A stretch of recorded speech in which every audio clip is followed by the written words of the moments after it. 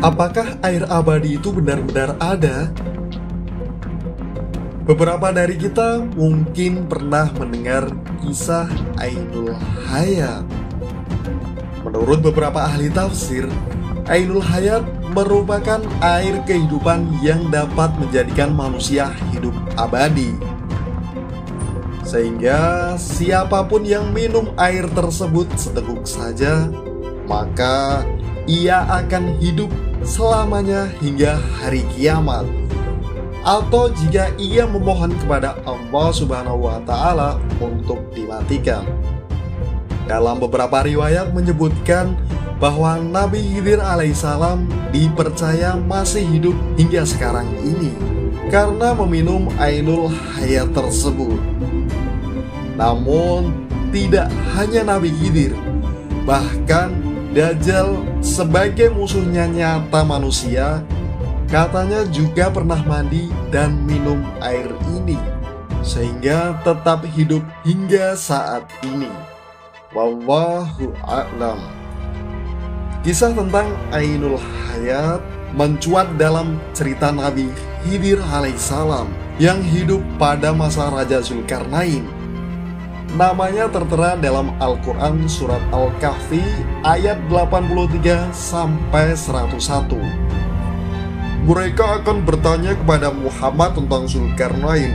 Katakanlah, aku akan bacakan kepada kalian cerita tentangnya. Sesungguhnya kami telah memberi kekuasaan kepadanya di muka bumi, dan kami telah memberikan kepada jalan untuk mencapai sesuatu. Maka dia pun menempuh suatu jalan hingga apabila dia telah sampai ke tempat terbenamnya matahari, dia melihat matahari terbenam di dalam lumpur laut yang hitam, dan dia mendapati di situ segolongan umat. Kami berkata, "Hai Zulkarnain, kamu boleh menyiksa atau berbuat kebaikan terhadap mereka."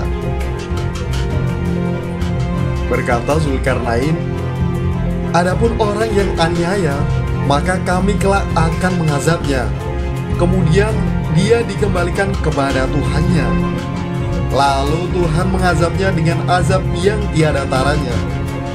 Adapun orang-orang beriman dan beramal saleh, maka baginya pahala yang terbaik sebagai balasan, dan akan kami titahkan kepadanya perintah yang mudah dari perintah-perintah kami." Kemudian dia menempuh suatu jalan yang lain, hingga apabila dia telah sampai di antara dua buah gunung, dia mendapati di hadapan kedua bukit itu suatu kaum yang hampir tidak mengerti pembicaraan. Mereka berkata, "Hei Zulkarnain, sesungguhnya Ya'juj dan Ma'juj itu adalah orang-orang yang membuat kerusakan di bumi. Maka dapatkah kami memberikan suatu upeti kepadamu supaya kamu membuat dinding pemisah antara kami dan mereka?"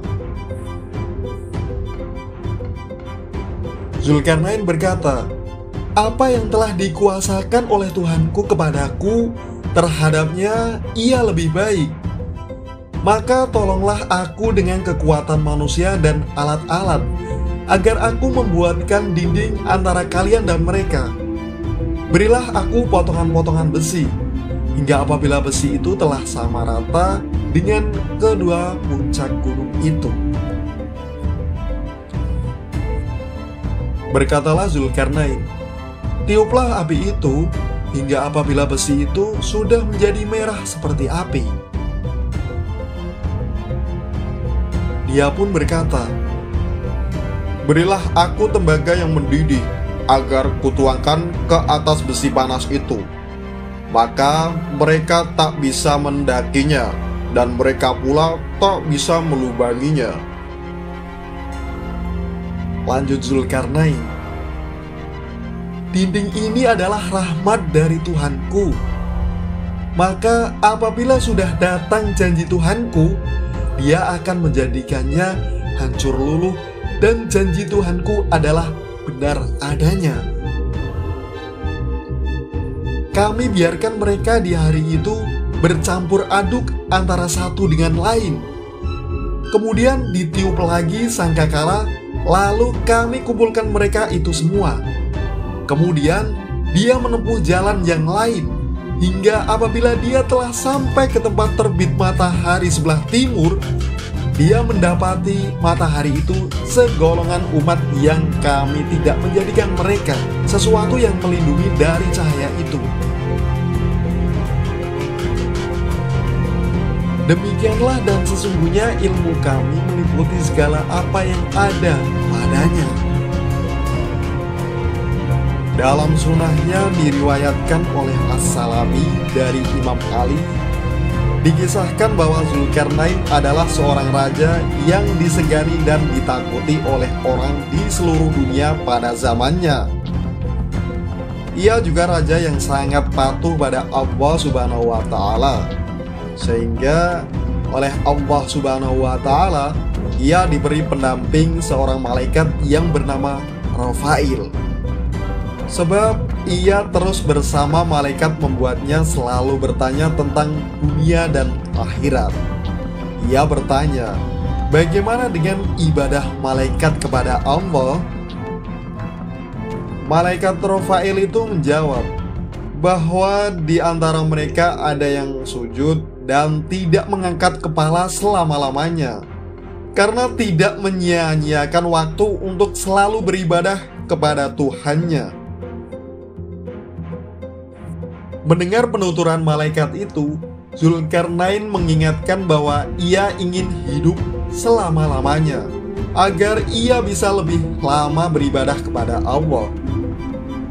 Malaikat Rafail pun menjelaskan bahwa sebenarnya Allah Subhanahu wa Ta'ala menciptakan di bumi Ainul Hayat, artinya sumber air kehidupan. Siapapun yang meminum air itu, maka ia tidak akan mati sampai akhir hari kiamat, atau jika ia memohon kepada Allah Subhanahu wa Ta'ala untuk dimatikan.